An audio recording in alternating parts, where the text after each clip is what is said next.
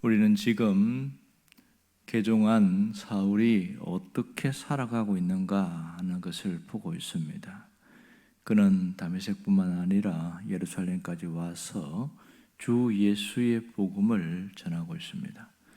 그러는데 반대에 서 있던 사람들이 사울을 죽이려고 모의하고 계획하고 치밀한 어떤 계획을 세워서 그를 완전히 죽이려는 계획을 세우는 그런 일을 봅니다. 자, 그런데 오늘은 이 사울을 죽이려 하는 사람들이 누구인가 하는 겁니다. 우리는 이미 왜 사울을 죽이려고 했는가를 함께 살펴보았습니다. 그들과 함께 논쟁을 했을 때에 이길 수 없어서 그에 대한 분함이 있었고, 또 사울 자체가 변절자요 배신자라는 그 때문에 죽이려고 했다는 것을 충분히 알고 있습니다. 문제는 누가 이 사울을 죽이려고 하는가? 자세히 보면 오늘 29절에 나오는 것처럼 헬라파 유대인이다 이렇게 나오고 있어요. 희한하지요. 자, 우리는 여기서 히브리파 유대인과 헬라파 유대인이 누구인가 하는 것을 다시 한번 되짚어 볼 필요가 있습니다. 이미 우리는 사도행전을 통해서 히브리파와 헬라파를 누구인지 알 수 있습니다. 다시 한번 정리해 보면 히브리파 유대인들은 국내에서 살았고 여기서 성장했고 여기서 직업을 갖고 살아가는 사람입니다. 그러나 헬라파 유대인들은 태어날 때부터 해외에서 자랐습니다.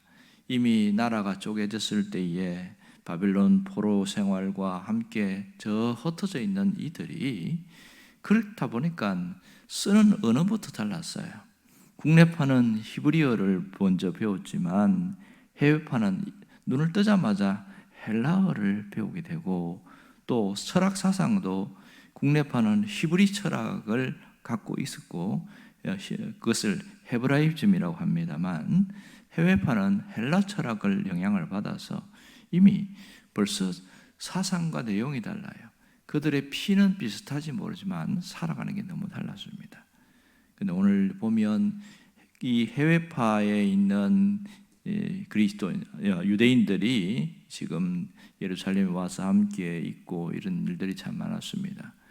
가만히 보면 이 사울을 주도적으로 죽이려고 하는 사람들은 헬라파 유대인이었다 이렇게 보여집니다. 이 헬라파 유대인들은 사실은 깨어있는 자들이었습니다. 그들은 외국을 다니면서 여러 가지 문물을 경험하고 또 자기들과 피부색이 다른 사람들을 만나고 이러면서 상당히 지식과 함께 모든 것이 깨어있는 사람인데, 이 헬라파 유대인들이 왜 이렇게 사울을 죽이려고 했는가? 모든 헬라파 유대인이라고 해서 다 깨어있는 자는 아니었던 모양입니다. 그것은 그들이 유대교라는 틀 안에 갇혀 있었기 때문에 자기 것이 아니면 어떤 것도 받아들이지 않는 태도를 취하고 있습니다. 이것이 문제입니다. 유대교라는 그 틀이 모든 것을 판단하고 정죄하는 잣대가 되어진 것이죠. 그러나 기독교인이 된 사람들은 그 틀을 깨기 시작했습니다. 국내파였지만 베드로와 요한, 야고보 이 모든 형제들과 또 사도들이 그들은 예수를 믿은 이후부터 그 틀이 깨어지기 시작하는 겁니다. 그래서 결정적인 틀이 깨졌다는 걸 어떻게 알 수 있냐면, 구제 문제로 분쟁이 일어나고 불평이 일어나고 그런 문제가 됐을 때에 초대 예루살렘 교회에서 투표를 해서 이 부분만 전담하는 사람을 뽑자 이렇게 합니다. 그래서 사도행전 6장에 보면 거기에서 7 집사를 선택했는데 7명 모두 헬라파 유대인이었습니다.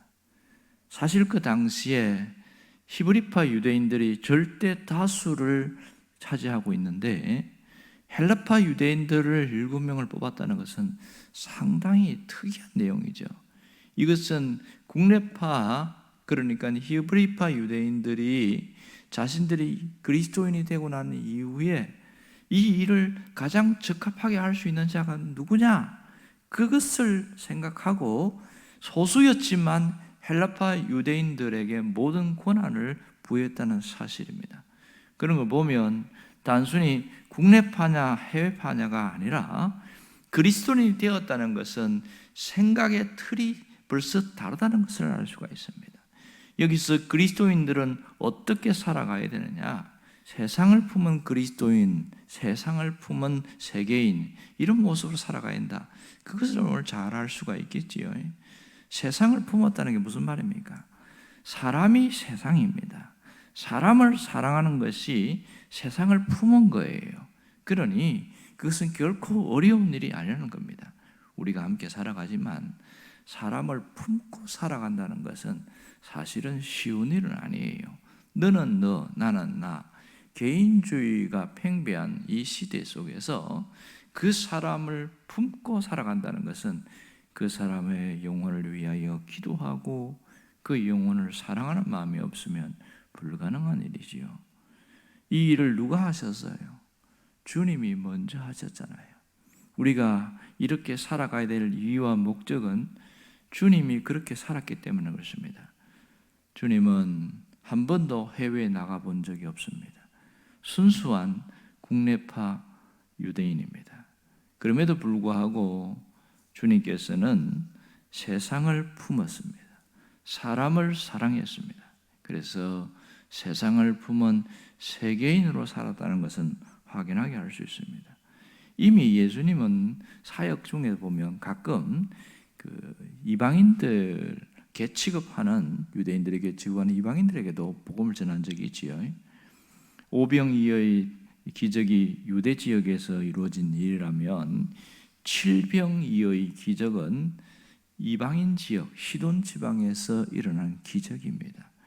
그리고 주님은 친히 배를 타고 이렇게 같이 난 다음에 그 이방 지역에 있는 그 엄청난 그 귀신이 군대 귀신이 사로잡혀 있는 그 한 사람 때문에 그 먼 바다를 건너서 그에게 예수의 복음이 무엇인지를 깨닫게 하고 온전케 한 다음에 다 돌아옵니다. 이렇게 예수님은 할 수 있는 자기의 범위 안에서 모든 사람들을 사랑하려고 했고 또 그렇게 살아갔습니다. 철천지 원수로 여기는 사마리아인들도 버리지 않고 주님이 찾아가셨어요. 주님이 사마리아 지역에 찾아갔을 때에 결정적으로 우리가 유명한 사람 두 사람이 나오잖아요. 하나는 수가성의 우물가에 있는 여인입니다. 모든 사람에게 지탄받는 그 여인에게 가서 내가 그리스도다 직접 밝힌 적이 있고요. 또 한 번은 마지막 주님이 예루살렘에 가시면서 삭개오를 만납니다. 그를 만나서 자신이 누구인지를 밝히고 그 삭개오를 완전히 바꾸어 놓잖아요. 이러한 일들을 보면 주님은 이 유대 지역 속에 머물지 않고 사람을 사랑하는 세계인, 그러니까 세상을 품은 세계인으로 살았다는 것을 알 수가 있습니다. 우리가 여기서 뭘 생각해야 됩니까?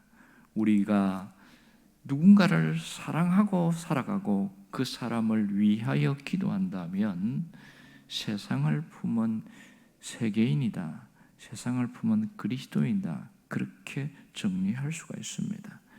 이것이 세상 사람과 살아가는 방식이 다른 겁니다.